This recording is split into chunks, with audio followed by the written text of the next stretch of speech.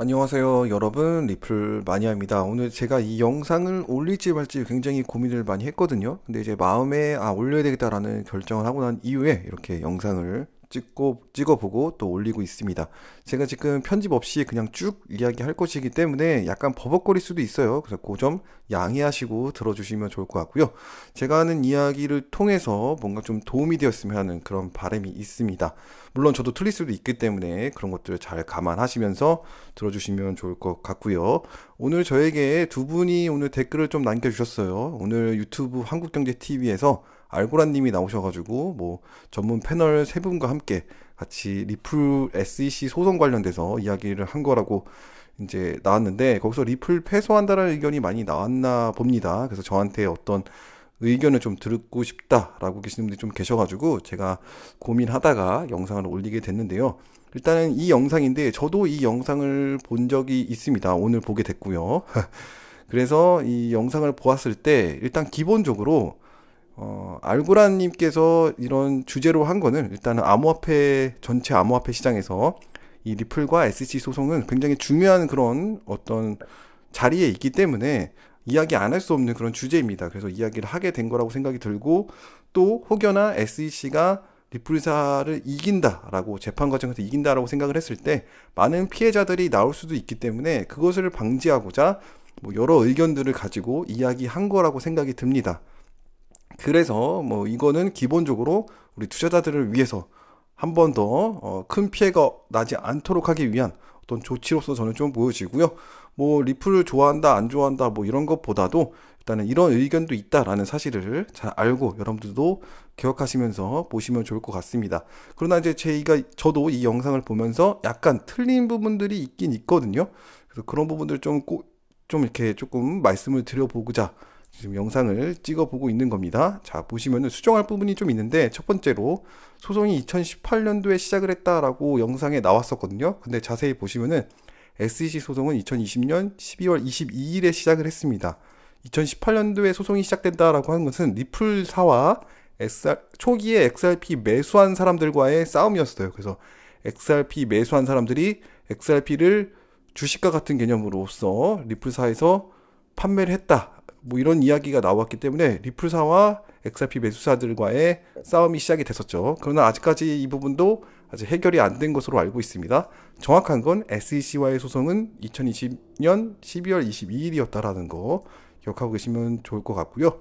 그 다음에 또 두 번째로는 빵영과 크리스라슨의 XRP 판매에 대해서 이제 문제점을 내놓았는데요. 이것은 XRP가 증권이냐 아니냐에 따라 문제가 풀려질 문제다, 뭐 이렇게 저는 생각을 하고 있습니다. 이유는 XRP가 증권이면 XRP 판매하는 것은 당연히 잘못된 거죠, 그렇죠? 그러나 XRP가 증권이 아니다라고 했을 때는 유틸리티 개념으로서 XRP를 마음대로 움직여도 샀다 팔았다 해도 큰 문제가 되지 않는다라는 거죠. 이것은 결국은 증권이냐 아니냐에 따라 풀려질 문제다라고 지금 보고 있고요. 세 번째로 SEC가 최근에 비슷한 판결에서 승소했다고 판결의 트렌드가 SEC에게 유리하게 흘러가고 있다, 이렇게 이야기를 한 부분이 있거든요.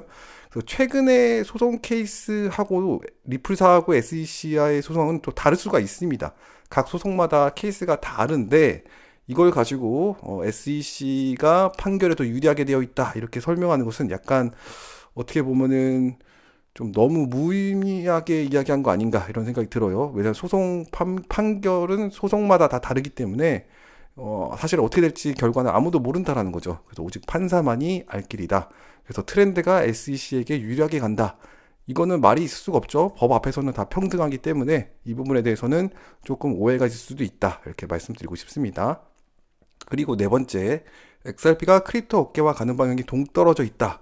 그래서 뭐 디파이도 안 되고 뭐 NFT도 안 되고 막 이런 얘기를 하고 있더라고요. 그래서 자세히 보시면은 크립토 업계에서 가고자 하는 중요한 방향에 리플사가 엄청 신경 쓰고 있다, 저는 이렇게 말하고 싶습니다. 왜냐하면 리플사의 XRP 분기서만 보아도 NFT에 관심이 굉장히 많고, 그다음에 디파이를 활용하기 위한 후크에 관련된 이야기도 이제 종종 나오기도 했습니다. 그래서 메타버스의 웹3에 굉장히 많은 투자를 하고 있는 것이 리플사이기 때문에 이것도 어떻게 보면 잘못된 이야기다라고 볼 수 있겠죠. 그리고 다섯 번째, 리플사가 잘 되면 XRP도 가격이 오를 것이라는 기대감이 문제다라고 이제 이런 식으로 이야기가 나왔었는데, 사실 이 부분에 대해서는 리플사가 하고자 하는 일에 대해서 정확하게 잘 모르기 때문에 할 수 있는 말이라고 저는 생각이 들고요. 리플사는 XRP 생태계를 위해서 지금 움직이고 있는 거지 XRP를 위해서 지금 움직이고 있는 거 아니잖아요. 그래서 이 차이를 좀 잘 알고 있어야지 되는 건데 그걸 잘 이해를 못 하셨던 거 아닌가, 뭐 이런 저의 짧은 제 개인적인 생각을 가지고 있고요. 그다음에 여섯 번째, 리플 노드 채굴은 누가 하느냐, 그러면서 뭐 채굴 다 끝났는데요 라고 하니까 트랜잭션을 누가 하느냐, 뭐 이렇게 이야기를 하셨어요. 그래서 리플사에서 운영을 해서 리플사가 소송을 맞으면 돈을 물어줘야 한다, 운영을 못 한다, 리플 보내고 싶어도 못 보낸다. 결국 이 말은요, XRP 레저가 리플사가 망하면은 XRP 레저에서 아무것도 하지 못한다, 이런 얘기를 하는 거거든요. 근데 이제 리플 노드 채굴은 리플사에서만 하는 게 아니죠. 오늘 제가 앞서 영상에서 말씀드렸듯이 밸리데이터도 워낙 많기 때문에 리플사에서도 함부로 할 수가 없습니다. 자, 리플사가 없어져도 XRP 레저는 탈중앙화로 운영이 될 수밖에 없기 때문에 리플사에서도 이제 뭐 리플사가 없어져도 XRP는 계속 운영이 된다, 이렇게 계속 리플사에서도 이야기를 했었죠. 그래서 이거는 XRP 스캔만 봐도 알 수 있습니다. 오늘 제가 말씀드렸듯이 밸리데이터가 116명 정도가 되어 있고요. 더 많은 사람들이 지금 테스트 중에 있어가지고 밸리데이터가 거의 한 150명 가까이 준비를 하고 있죠. 그 다음에 이 노드 같은 경우에는 34개 노드가 운영이 되고 있고, 여기에 이제 고려대도 있었고 지금은 지워졌지만 뭐 다른 사람들도 계속적으로 이제 있습니다. 보시면은 XRP 프로젝트들도 있고요. 뭐 여러 군데, 이 사람도 리플사하고 관련된 사람이 아닌데 지금 노드를 운영하고 있죠. 그래서 코일도 있고 뭐 많습니다. 빗소도 있고, 그쵸? 그래서 이렇게 다양한 노드들이 운영이 되고 있기 때문에 리플사가 모든 것을 좌우하고 있어서 뭐 소송 맞으면은 뭐 리플을 보내고 싶어도 못 보낸다, 뭐 이런 것은 좀 잘못된 이야기다라고 볼 수 있습니다. 그래서 XRP 레저가 탈중앙화라는 것을 좀 이해하고 있어야 이런 오해를 하지 않을 수가 있겠죠. 그리고 일곱 번째로 XRP는 총 1억 개다 라고 이야기하셨는데, 이 부분은 약간 말실수로 나오신 것 같아요. 1000억 개인 거 알고 계실 거고요. 그래서 1000억 개라는 거 다시 한번 수정해 드리면서 한 490억 개, 460억 개, 약 450억 개 정도 에스크로에 락이 걸려져 있죠. 그래서 이게 계속적으로 어떻게 움직이는지는 XRP 분기 보고서에 꾸준히 업데이트 되어져서 나오기 때문에 여러분들이 크게 오해하실 거는 없다, 이렇게 좀 보고 있습니다. 수정할 부분이 이렇게 7개 정도가 있기 때문에 뭐 상당히 많은 것들이 좀 오해하고 있는 것들이 많이 계신다, 이렇게 볼 수가 있을 것 같아요. 그래서 뭐 이렇게 좀 말씀드리고 싶은데, 한 가지 좀 몇 가지 주의할 점이 있습니다. 몇 가지가 아니라 대표적으로 한 가지라고 볼 수 있죠. SEC 소송은 정말 어떻게 될지 아무도 모른다라는 거예요. 시장의 변화는 끊임없이 바뀌어지고 있고, SEC 소송이 뭐 리플사에게 불리하게 뭐 될 수도 있어요, 결과가. 그래도 또 다시 또 재판이 진행될 수도 있는 거고요. 이거 어떻게 될지 모르는 거예요. 그렇기 때문에 항상 반대쪽도 꼭 생각해 보시고, 혹여나 잘못됐을 때 어떻게 해야 될지 리스크 관리를 꼭 할 수 있어야 합니다. 그래서 승소해도 괜찮고 패소해도 괜찮을 만큼의 포트폴리오를 들고 있는 것을 저는 오히려 추천을 하고요. 그래서 패소가 됐을 때에도 최소한의 리스크로 이제 어떤 관리를 할 수 있고, 자산 관리를 할 수 있고, 만약에 소송에서 승리했을 때에도 큰 수익을 그래도 낼 수 있는 어느 정도의 그 포트폴리오를 들고 있는 게 가장 안전하고 좋지 않을까. 그래서 하나의 몰빵을 하시지 않으셨으면 하는 바람이 있고요.